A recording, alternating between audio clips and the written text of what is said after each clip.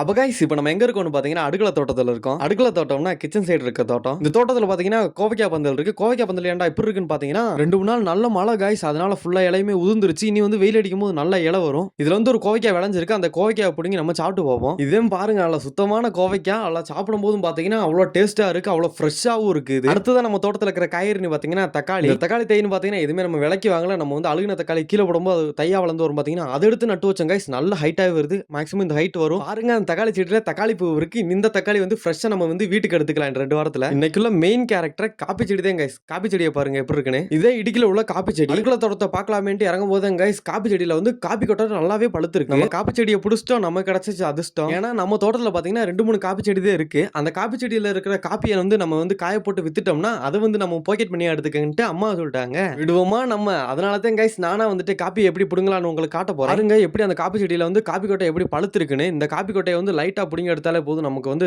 சல் சல்னு வரும். பாத்தீங்களா காயும் பழமா இருக்கு, அது எல்லாமே விளைஞ்சிருச்சு கைஸ். இங்க பாருங்க கைஸ், இந்த காப்பி செடியில வந்து எப்படி காப்பி பழம் வந்து காய்ச்சி கிடக்குன்னு. சரி வாங்க வந்தவளை யாரையும் போ. இங்க பாருங்க இப்படிதான் கைஸ் காப்பி கொட்டையை புடுங்குறது. கொஞ்சம் புடுங்கின காப்பி கொட்டையை அப்படியே பக்கெட்ல போட்டுருவோம். காப்பி கொட்டையெல்லாம் புடுங்கி டயர்டா இருக்கும் போது தான் கரெக்ட் டயத்துல அப்பா வந்துட்டாரு. சரி நமக்கு இனிமேல் கவலையே இல்ல, ஏன்னா பகுதி வேலையை அப்பாவே பாத்துக்குவார்ல. டேய் என்ன பழமா புடிங்கி போட்டுட்டு இருக்க, ஃபுல்லாவே புடிங்கி போடு, ஏன்னா சீசன் முடிய போகுதுன்ட்டார் அப்பா. நானும் அப்பா வந்து ஃபுல்லா காப்பி கொட்டையை ஃபுல்லா புடிங்கி முடிச்சிட்டோம். வீடியோ எடுக்கிறவன்ட்டு அப்பா எப்படி நிக்கிறாங்கன்னு பாருங்க. புடுங்கின காப்பி பழத்தை எல்லாம் எடுத்துக்கிட்டு மெச்சிலவே காய போடுவோம். இனி ஒரு சாக்கு விரிச்சிட்டு அது மேல காப்பி கொட்டையை போட்டு நிறத்த போறோம். காப்பி கொட்டையெல்லாம் பாருங்க எவ்வளவு ஃப்ரெஷ்ஷா கலர்ஃபுல்லா இருக்குன்னு. இனி இந்த காப்பி கொட்டையெல்லாம் பாத்தீங்கன்னா ஒரு 5-6 நாள் வெயிலே போட்டோம்னா சூப்பரா பதமா கருப்பு கலர்ல வரும்.